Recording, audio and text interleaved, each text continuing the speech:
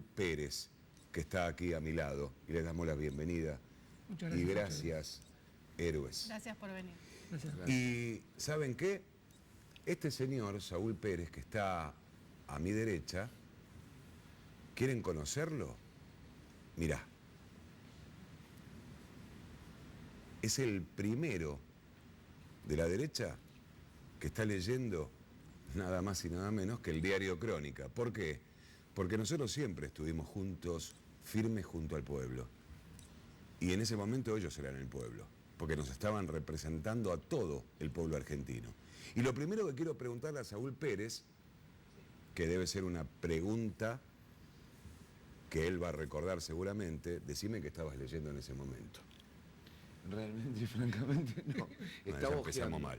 Bueno, Estaba contanos ojeando, por lo menos la situación, esa situación. Estaba ojeando el diario en una circunstancia. Yo sé lo que donde... estaba mirando. ¿Qué estabas La mirando? parte donde ustedes ponen las chicas de provista de ropa.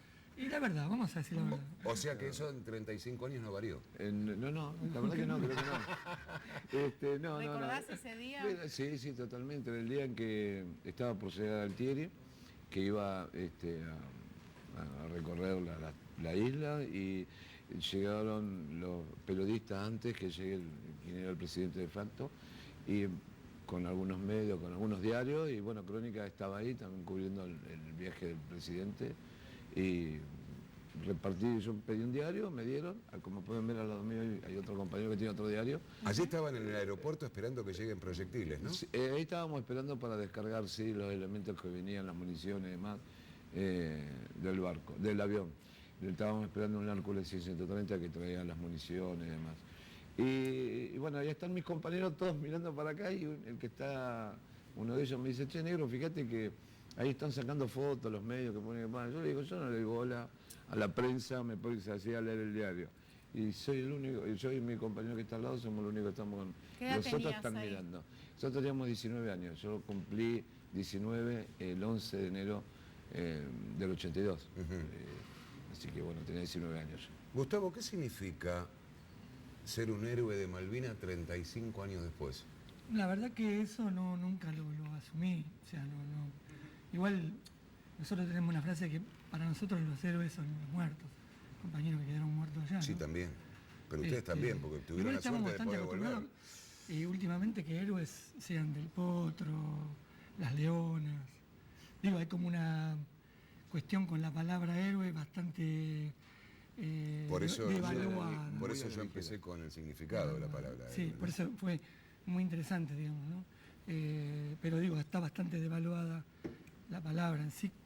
Debería haber una corrección en el tema periodístico con respecto a estas cuestiones, me parece. Hoy la asociación y ustedes, ¿cómo están parados frente a un nuevo aniversario de Malvinas? Y estamos parados, estamos muy preocupados por la situación que lleva adelante este gobierno con lo que tiene que ver con la defensa irrestricta de nuestros derechos. Particularmente creemos que volvimos a los 90, donde la soberanía está bajo un paraguas y se priorizan los comercios. Y lamentablemente no se defiende lo que tiene que ver con nuestra riqueza en Malvinas, ¿no? y nuestro mar que circunda las islas. Nos están llevando las riquezas nuestras, nos están robando la riqueza, y no vemos un solo reclamo ni de la Cancillería ni del Estado, del gobierno, que tenga que ver o que haga referencia a esa defensa, ¿no? de nuestra riqueza. Porque Malvinas no es solamente de nosotros, los veteranos, quienes estuvimos. Malvinas es del pueblo argentino, de todo. Cuando el pueblo argentino se dé cuenta lo grande que es nuestra bandera, nuestra celeste y blanca, que es tan grande que nos cobija a todos, realmente ahí nos vamos a unir y la Argentina va a seguir adelante, ¿no? Pero Malvinas es del pueblo, somos parte del pueblo, somos ex soldados y somos los soldados del pueblo. Y creo que Malvinas es lo único que marca la unidad, que puede marcar la unidad del pueblo, sin ningún tipo de banderías políticas ni sectorías, ¿no? El domingo van a estar convocando a una movilización en la Plaza de Mayo. ¿De qué se trata? Precisamente vamos a hacer una movilización en la Plaza de Mayo con todos los sectores políticos, sociales, sindicatos, va a participar AT Capital, el MST, la Cámpora. Es decir, como ves, bastante amplio el espectro, porque Malvinas logra estas cosas. Ya hicimos un ensayo de esto, digamos, ensayo entre comillas, 3 de febrero, cuando hicimos una ronda por la soberanía, cuando se cumplía el 184 aniversario de la usurpación británica en Malvinas, y también fuimos acompañados por muchísimos partidos políticos, sindicatos y demás, donde logramos esta unidad que nos parece que solamente logra Malvinas, porque la verdad, ver partidos políticos que habitualmente por distintas causas, incluso por cuestiones hasta sindicales muchas veces, se manifiestan en forma separada. Si uno hace una marcha en un lado, el otro la hace en el otro lado, con el mismo motivo. Verlos juntos, claro, a todos, con un solo grito, patria sí, colonia no, y fuera ingleses de Malvinas, nos parece que esto realmente nos unifica a todos. Y nos parece, avanzando un poquito más, que habría que explorar si esta no es la causa que puede llegar a romper esta grieta que nos divide con respecto a si voté a uno o voté al otro, ¿no? Si realmente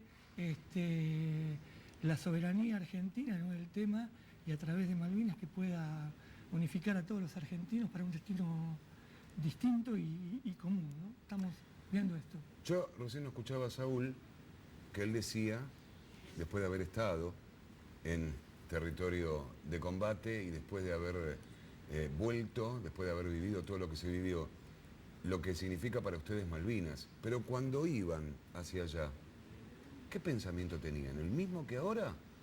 ¿O la cosa cambió después de estar en el teatro de operaciones? No, nosotros el pensamiento, en su gran mayoría, ¿no?, con los compañeros además, primero que no sabíamos que íbamos a Malvinas.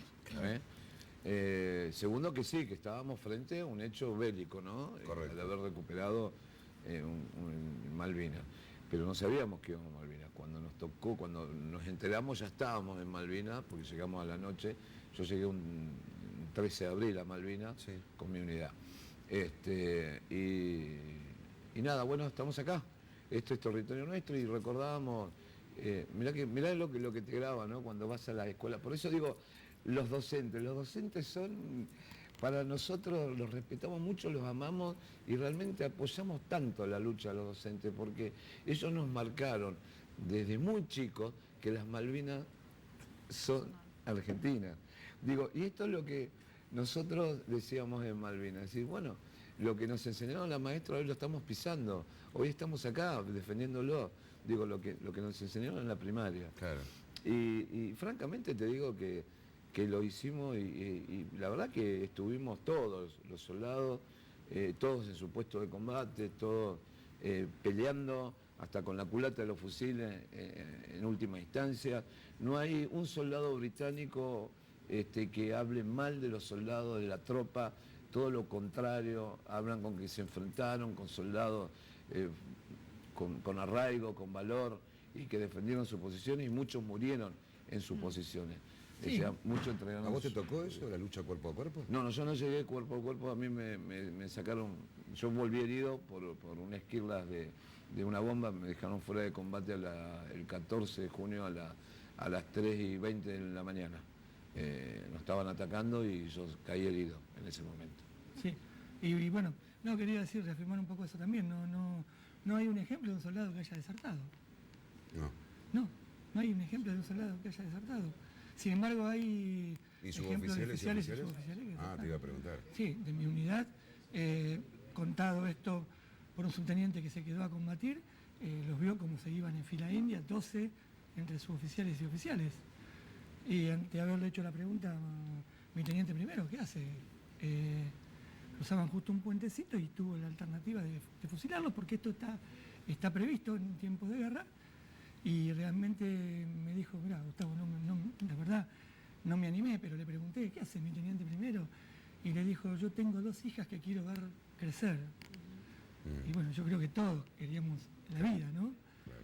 Y sin embargo no puedes encontrar el ejemplo de un soldado que haya hecho eso, que haya desertado. Sí.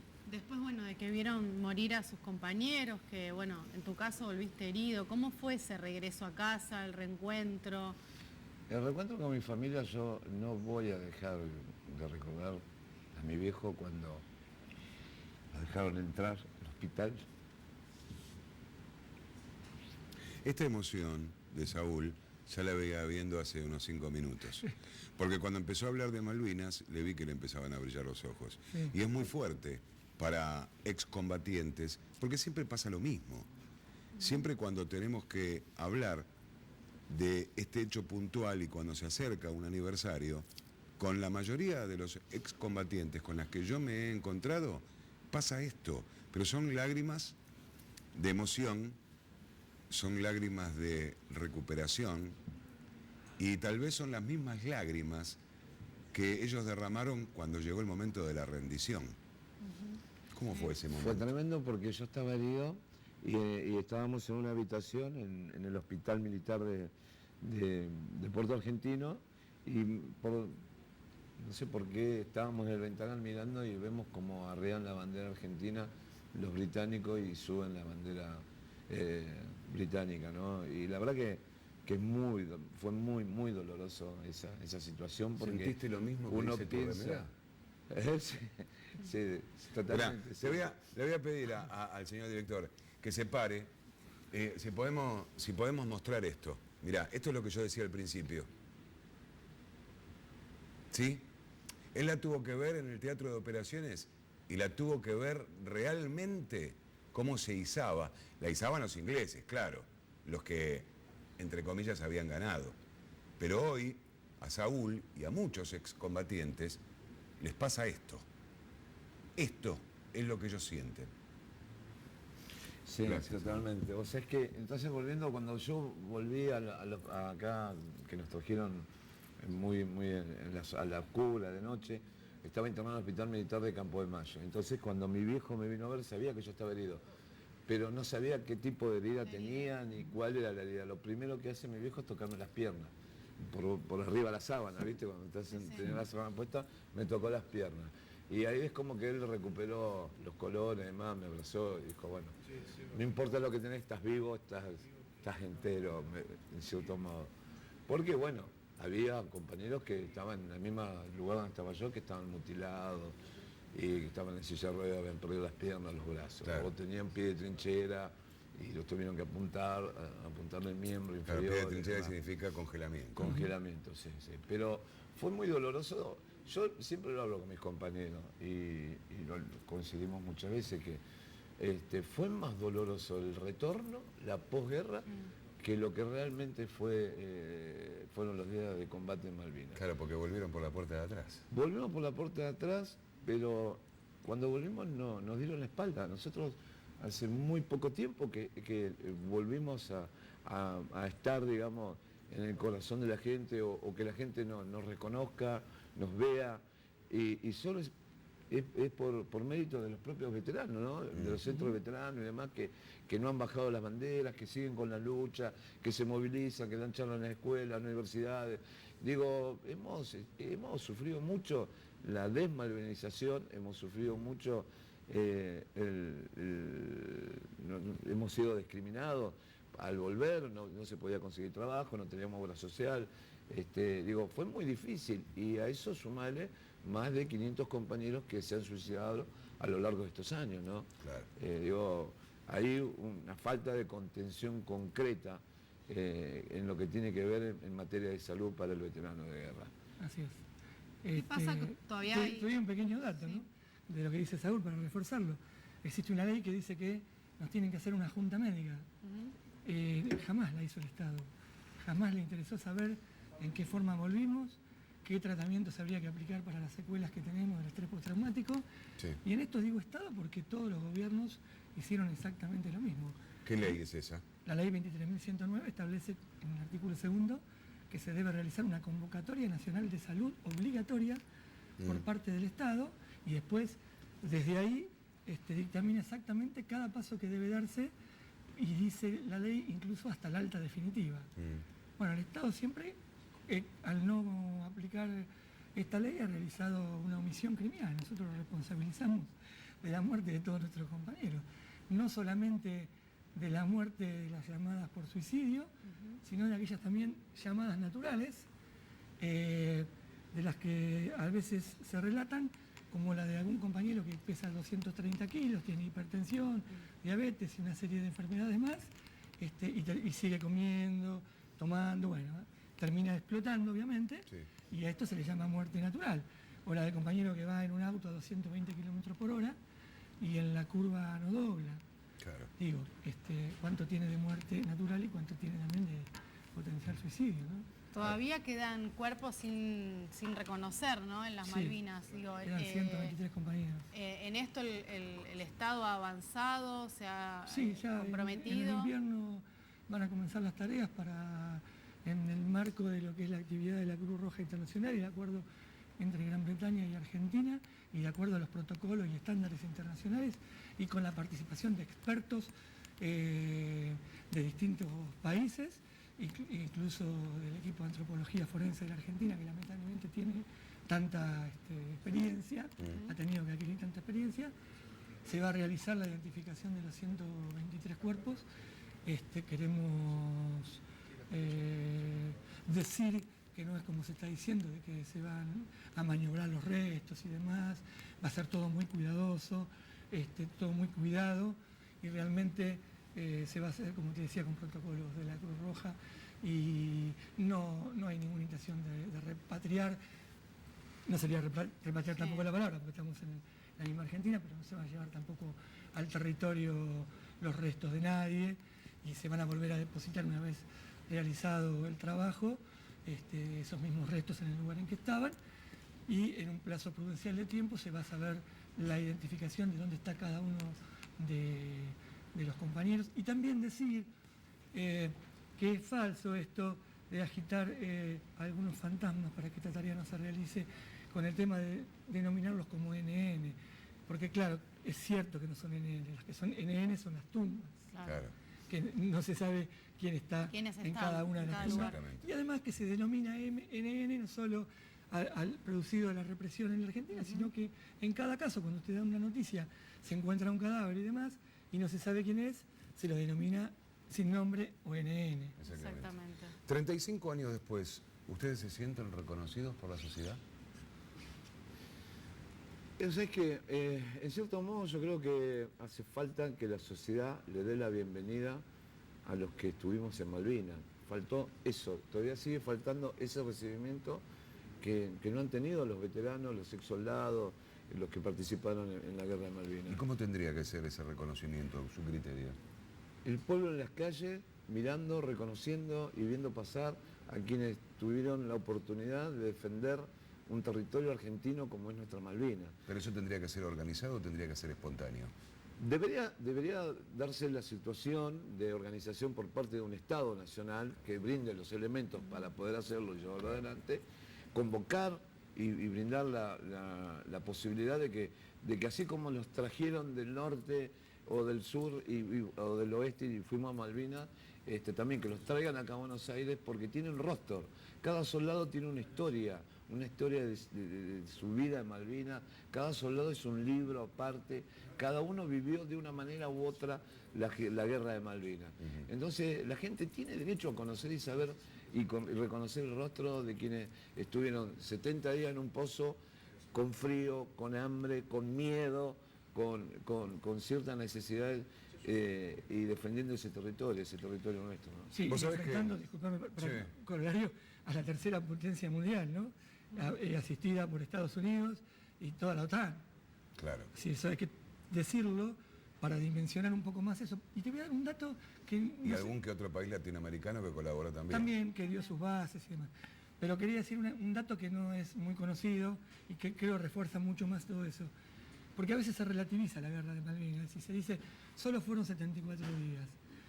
En un estudio realizado en Campo de Mayo, por médicos de Campo de Mayo, un libro que se llama La medicina, algo así, La medicina en Malvinas, se afirma que hay que tomarlo bien este dato, pero que en forma proporcional por heridos, muertos y poder de fuego, la guerra de Malvinas superó a la Segunda Guerra Mundial y a la guerra de Vietnam y Corea. Igual te la regalo haber estado 74 días, por ejemplo, en el Monte London, ¿no? Por eso, y con todo ese poder de fuego. Con todo ese poder de fuego. O sea, fíjate los datos que te estoy dando. Yo te puedo Son asegurar datos muy serios. que no eran 3, 4 disparos, yo te puedo asegurar que eran lluvia de balas en Malvinas. Nos tiraban- lluvia. nos tiraban con todo, Nos tiraban decimos con habitualmente. todo. Era para que tomes dimensión, ¿viste cuando empiezan a llover esa lluvia de verano, que caen esas gotas gruesas? Sí, ¿Sí? sí. Bueno, era así, era balas. Era balas. Era una lluvia de bomba y de balas. Los tipos tenían armamento a morir. O sea, los tipos estaban... ¿Y el de ustedes?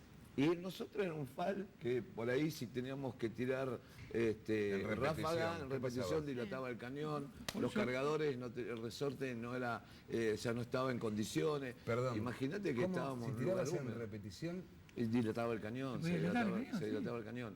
El de No, ellos no no, el de ellos resistían. sacaban y ponían otro. y ellos tenían mira infrarroja, cargadores descartables, digo, era muy diferente. Compañeros, hay que entenderlo esto, que el ejército argentino, para enfrentar a lo que te dije, Inglaterra, Estados Unidos y la OTAN, le dio una PAM, pistola ametralladora que se usaba en combate urbano. Claro.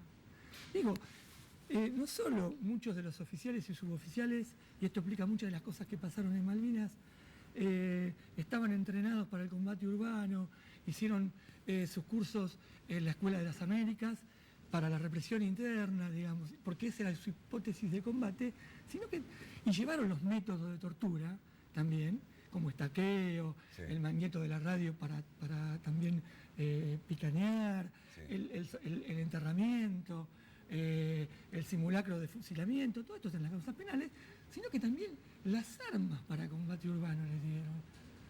Había Hay soldados que compañeros que tenían llevaron la PAN PAN. 9 milímetros. Sí. Una PAN 9 milímetros que te sirve a 30 metros. 30 metros de Olvídate, distancia Y tiene. encima no había municiones, porque yo recuerdo que eran los que me decían, tengo estos 3 cargadores y no tengo más.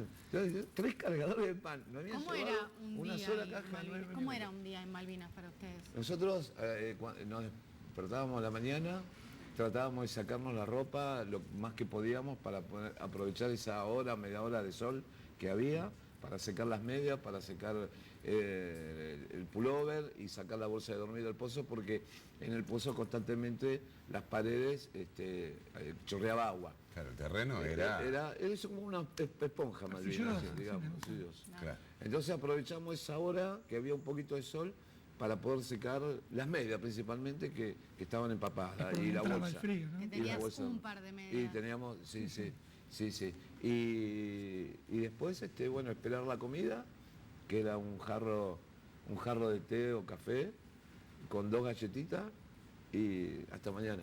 Listo. Perdón, Era, Sí.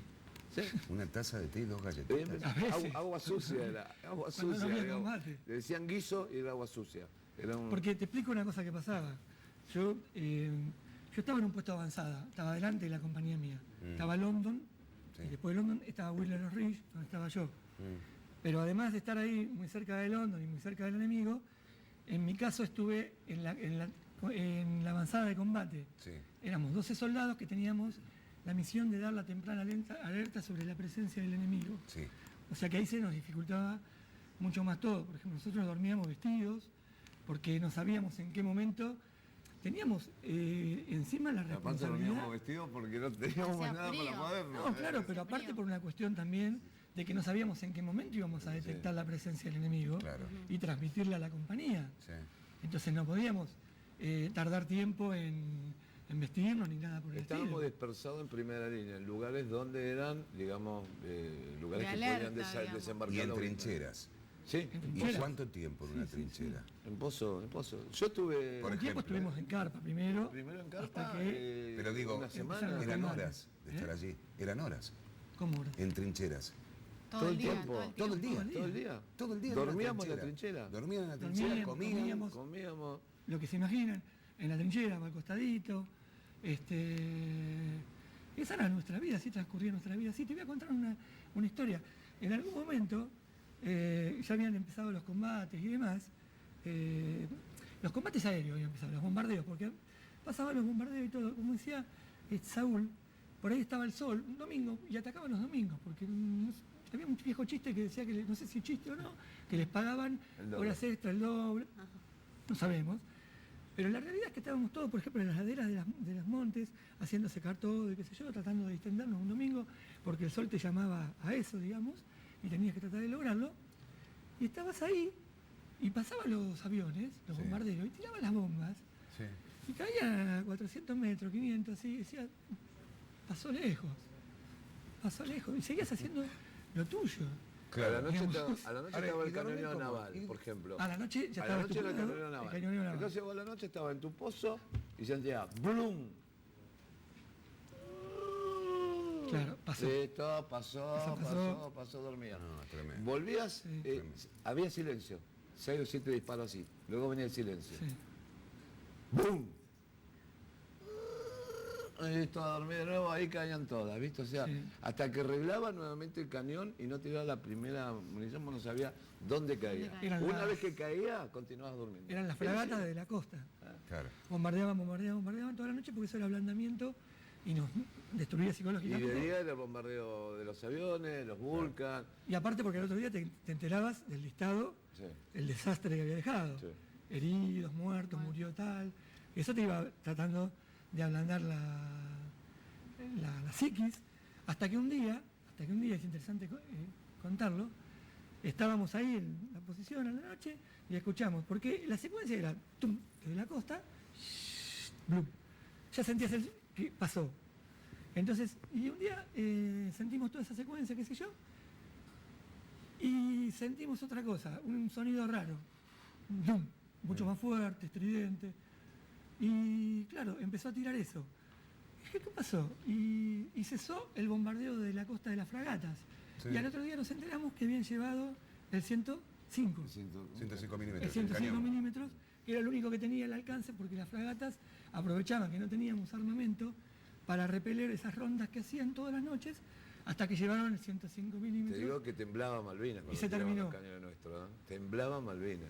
Lo que no se terminó, Gustavo y Saúl, les agradecemos su presencia aquí en Crónica, es el reconocimiento que nosotros siempre a través de nuestro canal les hicimos a ustedes. Por eso ese logo que está al lado de Crónica, hace mucho tiempo lo estamos teniendo. No esperábamos menos. Y además les quiero mostrar que la agrupación de excombatientes de Malvinas San Isidro, esto para nuestra audiencia también, nos ha hecho este reconocimiento al canal por todo lo que tratamos de mostrar de ustedes, ¿no? Y, como dice tu remera, prohibido olvidar. Bueno, nosotros no nos hemos olvidado Lo sabemos. de Lo ustedes. sabemos. Y por eso arranqué como arranqué hoy el programa, porque le quiero decir a la gente que estos son los verdaderos héroes. Y si, como dice el diccionario, héroes son los que se distinguen por una hazaña extraordinaria y requieren valor, si estos no son los héroes, ¿a dónde están? Gustavo también nos quiere testimoniar con un Sí. reconocimiento y le vamos a dar segundos para que La nos verdad diga qué es. que no hay no hay agradecimiento que compense lo que ustedes hacen, que no, lamentablemente no lo hace todo el periodismo. Esto es así, si no la historia podría haber sido también en nuestro caso otra. Te quiero entregar el libro que escribí hace varios años, tiene prólogo de Osvaldo Bayer, Ahora lo vamos a mostrar. y cuenta no solo mi historia en Malvinas, sino la vuelta, ¿no? Mira, Este, 26 años, un camino, Malvinas. ¿Mm? sí, hay un título ahí y un título después en sombra también. Hoja de ruta de la guerra en las islas a la guerra en el continente. Gustavo Pirich, presidente de esta Asociación de Combatientes por los Derechos Humanos. Gracias, Gustavo. ¿Puedo decir una cosa Gracias, muy Saúl. chiquita? Sí, Muy chiquita. Sí, Al presidente Macri, ¿puede ser? sí. Presidente Macri, se cumplen 35 años del desembarco en Malvinas, de todo el esfuerzo, de todo lo que usted ha escuchado, de lo que se va enterando, de lo que le dicen sus asesores, de lo que usted ya sabe. Usted vetó hace unos meses el beneficio de la jubilación anticipada, el beneficio que garantizaba las 2 mínimas para muchos de nuestros compañeros que no tuvieron trabajo o si lo tuvieron por evasión no se les aportó, sobre todo en el campo. Póngase la mano en el corazón, por favor, y anule ese veto. Usted puede hacerlo. No nos haga perder más energía. Nosotros lo vamos a lograr igual, seguramente, porque no vamos a cejar en el intento, pero usted nos puede hacer ahorrar mucha energía que podemos utilizar para estar con nuestros familiares, nuestros amigos, y en cosas mucho más positivas. Gracias. Las Malvinas fueron, son y serán argentinas, ¿no, Natalia? Así es. Gracias, Gracias, No, gracias a ustedes, Gracias, gracias a de ustedes, porque verdad. la verdad que Crónica la gente que labura en Crónica, los periodistas, la verdad que es algo increíble el apoyo que siempre están brindando a la causa de Malvinas y siempre visibilizan las necesidades del común, de la gente, y son parte del pueblo de Crónica, como dice su lema, siempre, gracias a Dios, siempre están junto al pueblo y la verdad que se lo agradecemos. Gracias, y no lloré más que viernes. Viene el fin de semana. Seguimos de esta manera.